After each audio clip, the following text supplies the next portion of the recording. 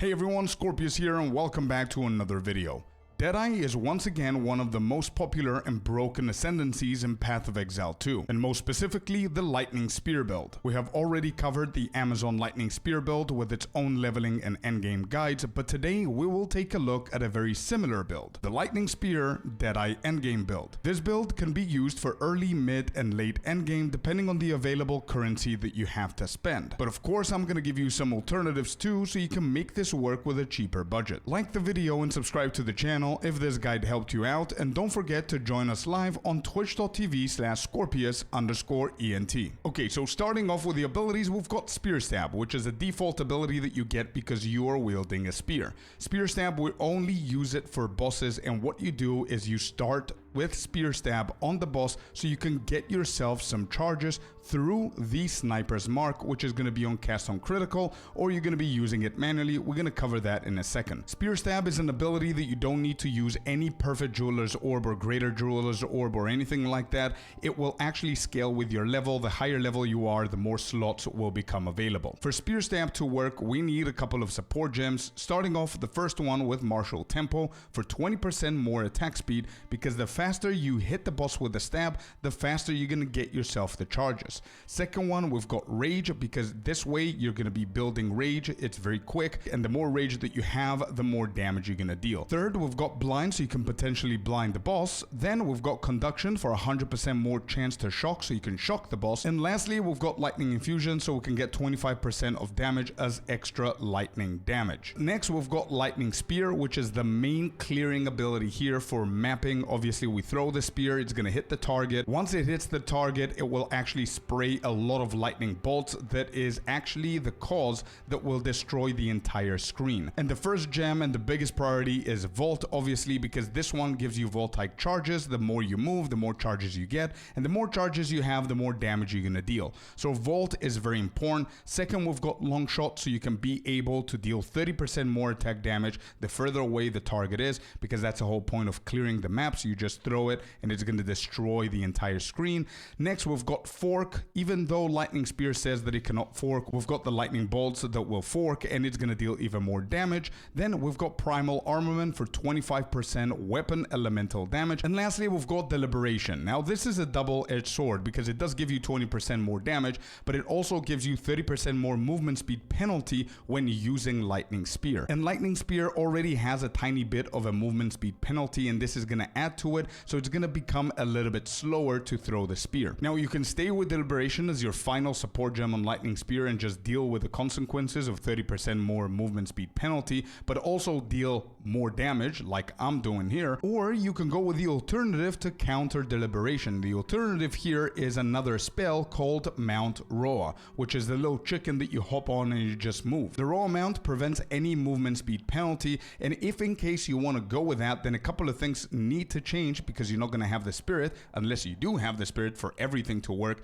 as intended. But I do have a second variation we're going to check in a second with the Rhoa mount, and I tested it and it works perfectly. But moving on, we've got the most important ability in this kit, which is Wind Serpent's Fury. This is the famous one-shot of all bosses and pinnacle bosses in the Deadeye Lightning Spear build. Wind Serpent, what happens is it's going to consume all of your frenzy charges to perform one gigantic attack. It's insane. It's going to knock back the bosses, and you want to use this once you've done your full setup. The full setup is by spear stabbing the boss so you can get your charges. The way you get your charges is either manually putting Sniper's Mark on the boss or having cast on critical. We're going to talk about that in a second. But once you have full charges, then you want to use Infernal Cry, which we're going to see next. And finally, you simply use Wind Serpent Fury on the boss, ideally when they're backed to a wall. And the support gems that we put on this is of course Blindside, because don't forget that we do have Blind on Spear Stab. Next, we've got Overextend, which is going to give you 30% more critical damage bonus. Then we've got Twofold, which consuming charges has a 20% chance to be doubled. Then we've got Concentrated Effect for 30% more area damage. And finally, we've got Ambrosia, which is very, very important. You definitely want to make sure to put all the support gems on Wind Fury. If you can't, then maybe you should prioritize Ambrosia over things like Overextend. But Ambrosia is very, very important because it consumes 20% 40% of your mana flask charges, and it deals 3% of damage as extra lightning damage per mana flask charge consumed. So in that case, our mana flask with this build becomes super important to have as high charges as you possibly can. For some reason, max roll does not count my actual charges. As you can see, I do have 59% increased charges. I've got around 115 to 120 total charges on my mana flask, which is really good. So you want to make sure that you get something that has above 100 charges. That said, we're moving to the next spell, which is Infernal Cry. Now, something very important for this one is you don't need to have it at max level. You can start at level 5 and then gradually improve it and level it up depending on the strength that you currently have. What Infernal Cry does, it simply empowers your attacks. So this is the ability that I told you before, that once you stab the boss and you have max charges, just before you hit them with a Wind Serpent Fury, you want to pop Infernal Cry and then use your Wind Serpent. The support gems that we care about here is Enraged Warcry, so we can consume 10 rage from the spear stab that we used before to deal even more damage. Next, we've got Raging Cry that gives us even more rage based on the power of counted enemies in range. Then we've got Second Wind, 50% less cooldown recovery rate, which is awesome. And lastly, we've got Premeditation for 15% more damage. Next one is a very obvious one. The first aura that we're going to look at here is Combat Frenzy, which is the main way that we get our charges when we are mapping. Combat Frenzy does nothing on bosses, just letting you know. And the support gem that we care about here is obviously Profusion, but Profusion, you will notice that we also have it on Cast on Critical. We're going to talk about it in a second, but the reason I put 2, not to confuse you, this means that you can swap them whenever you're doing either content. For mapping, you want Profusion on Combat Frenzy. For bossing, you want Profusion on Cast on Critical. Simple stuff. Next, we've got Herald of Thunder, and Herald of Thunder, once again, is useful only for mapping, not for bossing. So if you don't have a lot of spirit, you can turn these 2 auras off whenever you're doing bossing. And the support gems that we want here in order of priority are things like Innervate for an additional 35% of damage as lightning damage. Then we need Electrocute and Neural Overlord so we can actually build up electrocution, because this is the only way that we're going to be getting charges when we're mapping. Next, we've got Ambush for 100% more critical hit chance, and lastly, Deadly Herald, which is simply going to increase the damage that Herald of Thunder deals by 30% more damage, but it does reserve 20 spirit. Next, we've got Cast on Critical, and it's almost mandatory for bosses. So this is an automatic way for you to gain charges when you're bossing. Now, the support gems that we want on this, as I said, we want the ability Sniper's Mark, then we need Ingenuity for 30% cooldown recovery rate, into Inspiration so we can cost 30% less, and lastly, as I said, Profusion so you can be able to get more charges. The next 2 auras are our defensive auras, Wind Dancer and Ghost Dance. Ghost Dance simply gives you a couple of shrouds for energy shield, which is really good based on the evasion that we're going, and you're going to see the gear in a second. We're actually doing a hybrid version of the gear with evasion and energy shield. The support gem in here is simply going to be fast forward. Wind Dancer is a very important one because it knocks back your enemies whenever they hit you, and it gives you a ton of evasion. Really good aura to run in any kind of content. The support gems we want here to do a little bit of extra work with Wind Dancer is Unbreakable, so we can get some stun thresholds on both light and heavy stuns. Then we have Maim for extra CC. Then we've got Arm's Length for 40% more knockback distance on Wind Dancer. And lastly, Magnified Effect, so the effect of the knockback could be even more. Now, if you want to use the chicken to mount up and just run around and not care about any penalties or anything, I do have a second variation here. Now, the only difference that you will notice here from variation 1 and 2 is that obviously Rhoa mount is in there, which is a simple minion that's going to help you fight. So if you're not mounted on the chicken, it's going to actually help you kill stuff. But if you mount it, then you will not suffer any kind of movement penalty whenever you're using your abilities. That's the only movement speed benefit that you get from the Rhoa mount. It does not increase your movement speed, and it does not prevent the decrease of movement speed that we get through the gear. The last thing that you should know about the Rhoa mount is that if you're mounted and you get stunned, then it's a heavy stun, and it's going to take you a while to get your senses back, so there are a lot of chances for you to die. A lot of people are cheesing that death by skipping to the login screen and going back in, but again, if it's something that you want to deal with it, have the chicken, it's a nice feeling. Personally, I don't like it that much. But the support gems that you want on this is Loyalty for 10% of damage from hits is taken from the companion's life before yours, which is pretty decent. Then we have Minion Mastery to empower it a little bit more. Elemental Army for the 30% to all elemental resistances to make it a little bit stronger. And lastly, Meat Shield for 35% less damage. Now, the difference in this build is because Rhoa Mount reserves 60 spirit, we cannot effectively run cast on critical, therefore Sniper's Mark needs to be on its own, which means that whenever you're facing bosses, you will need to apply that manually. Alternatively, what you could do is you can disable or deactivate the Rhoa Mount, Herald of Thunder, and Combat Frenzy, and you can also have cast on critical like before in your abilities, but you will always need to manually deactivate and activate your abilities. And the reason why I'm saying to deactivate the Rhoa Mount is it's because it's not amazing on bosses either. But these are the two variations that I've tried out and they work perfectly fine. So how we're going to do this is we're going to split it into two different categories, the rare gear and the uniques. But starting off with the rares, as I said before, we are doing a hybrid build. So the most important thing for me is to make sure that we're tanky enough to be able to do all content. So my helmet looks something like this. It's a full energy shield helmet. It covers my fire and cold resistances so I can be able to cap them, and it gives me a good chunk of intelligence. The reason I'm going for more intelligence is because, as you can see, I'm running with a unique scepter, the chicken leg, or otherwise known as Sacred Flame, and it actually needs a lot of intelligence. That's why I'm looking for intelligence on some pieces of my gear. Next, we've got the chest. We've got over 1,000 evasion on it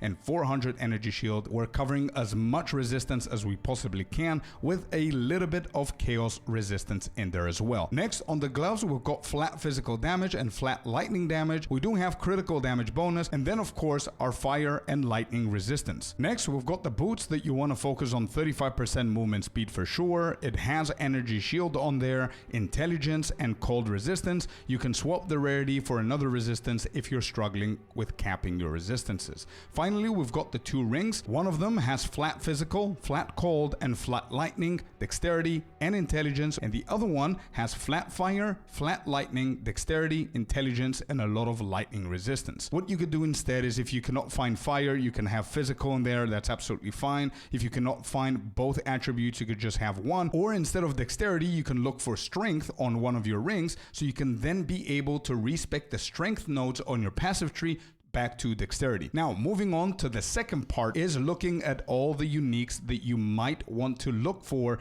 in this build. My current Tangle Tongue, as you can see, has two sockets in there that you put the critical damage bonus on, which gives you 24% extra to what we already have. But the most important part is the critical hit chance at the bottom. As you can see right here, mine is at 19.97%. This is the closest that I could have gotten to 20% that I could afford. Moving on, the second most important item in this build, the chicken leg that we said before, mine is currently at 55% extra fire damage, which is the main stat that makes this scepter a godly item to have, because it simply gives you even more damage to your build. If you want to get my Ingenuity belt that has 16% reduced charm charges, 30% on the left ring and 26% on the right one, with 23% fire resistance, it's currently priced at 1 divine. For those who want to run the Headhunters, it's an amazing option for mapping. However, the cheapest version right now in the market is a 22 divine. You can go for the Beacon of Aziz Solar Amulet, which is going to cost you 1 divine for the item already being anointed and have an enchant on it,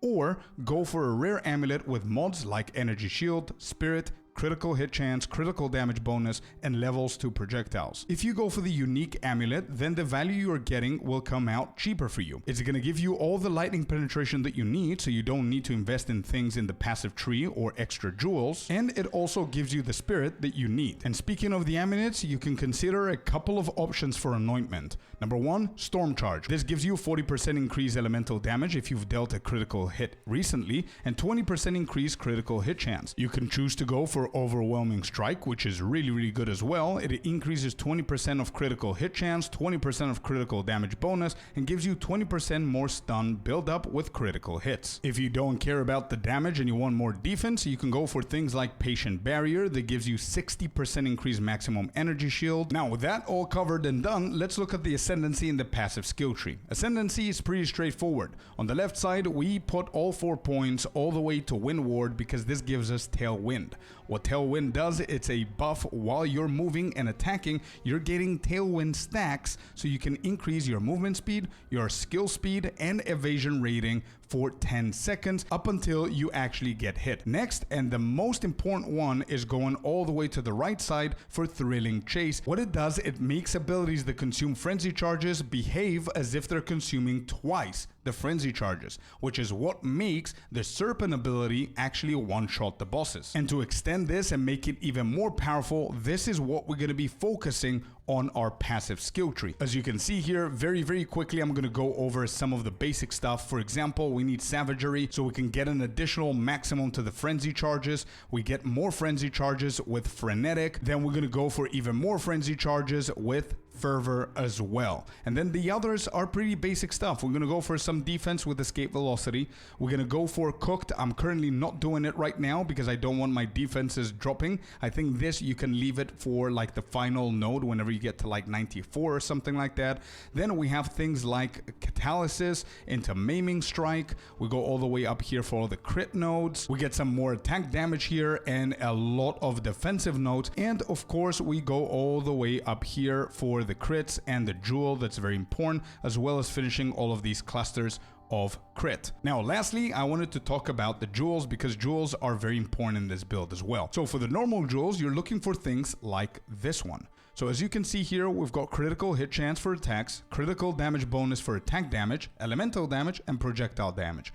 All four of these things are super offensive. If you want to go on the defense, you can drop elemental damage and projectile damage and go for things like maximum energy shield, for example. If you're struggling with mana, you can go for mana on kill. Right here, I've got strength. It has flask effect duration, critical hit chance for attacks, damage with spears to deal even more damage on rares and bosses is the 20% increased damage with hits against rare and unique enemies. Now, if you can afford, the best options that I can give you right now is something like a Time Lost Emerald Jewel like this one. 2% increased damage with spears on the small passives.